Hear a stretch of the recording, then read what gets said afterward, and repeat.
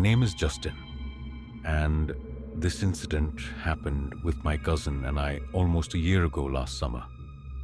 My cousin Martin came to stay with us for a few weeks. The weather was awful, so we were stuck in my room most of the time playing games. It was fun at first, but I soon got fed up with it and wanted to do something outside. I needed to come up with some way to get Martin away from wrecking more of myself. We were alone at the house my parents had gone to stay the weekend by the beach, so I suggested, let's do something outside for a change, but he complained that it's raining outside, but I told him that it's all part of the adventure. Come on, let's go crazy. But he said no, again. Then I gave up. All he wanted to do was just sit at home and play games. After a while, the rain stopped. Okay, now, can we go outside? I got an idea. Why don't we look through your dad's telescope? I wasn't sure, it was pretty expensive, besides it was in his study, and I wasn't allowed there. The whole idea was to do something outside. So let's bring the telescope outside. Let's see what we can explore. Nope, my dad's gonna kill me if something happened to it. Relax. I know what I'm doing. I have one at home. I finally agreed because I was desperate to drag him outside the house and told him that we need to be very, very careful with it. In a flash, Martin was briskly walking out the front door with the tripod and telescope over his shoulder, while I raced around the house making sure all the windows and doors were locked. We walked a few miles until we found an open space upon a hilltop. The sky was cloudy, but there was great viewing distance. We set up the telescope and pointed at the clouds. The clouds were moving fast. I told Martin that the sky will clear up soon enough. As I was about to look through the telescope, Martin snatched it from me and pushed me aside. At that point, I was really regretting bringing the telescope and the lens. Martin saw a stone wall. What's down there? Small cemetery. I don't see a church. Don't they have to have a church nearby? There was one, but it collapsed a few years ago. Martin left the telescope and started sprinting down the hill towards the cemetery. Hey, where are you going? He didn't turn around and instead shouted, just follow me. But what about the telescope?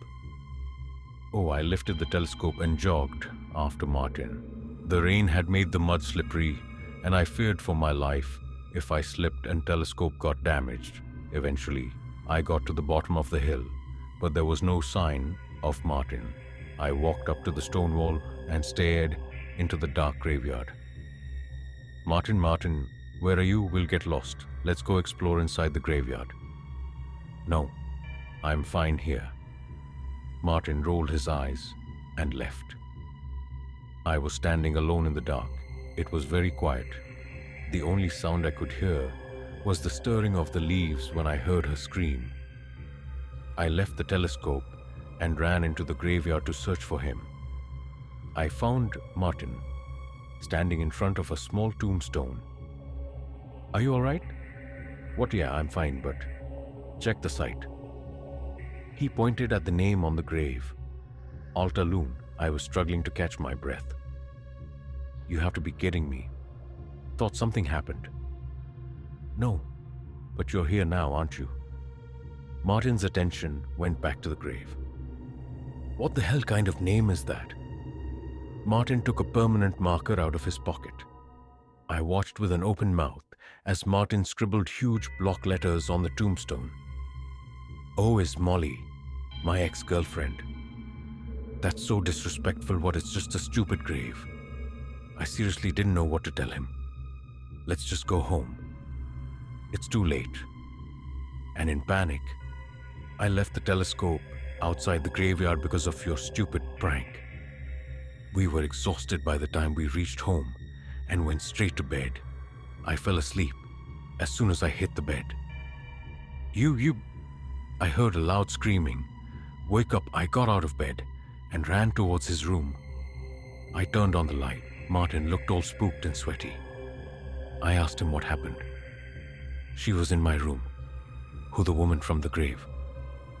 I was sure this was one of his pranks and didn't believe him until I saw the marks on his neck. It was bizarre. All I knew that Martin may be a prankster, but he couldn't do that to himself. He stayed up the rest of the night searching online for how to remove permanent marker stains. Apparently, rubbing alcohol over it removes them. First thing in the morning, Martin went back to the graveyard and cleaned the tombstone. He paid his respects to the dead woman and asked for forgiveness.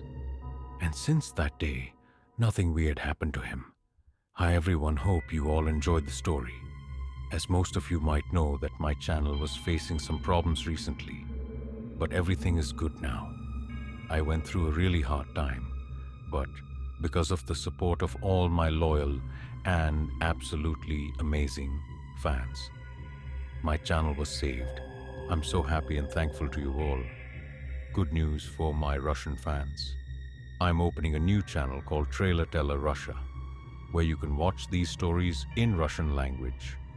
The link is in the description, so don't forget to subscribe to that channel and press the bell icon for notifications.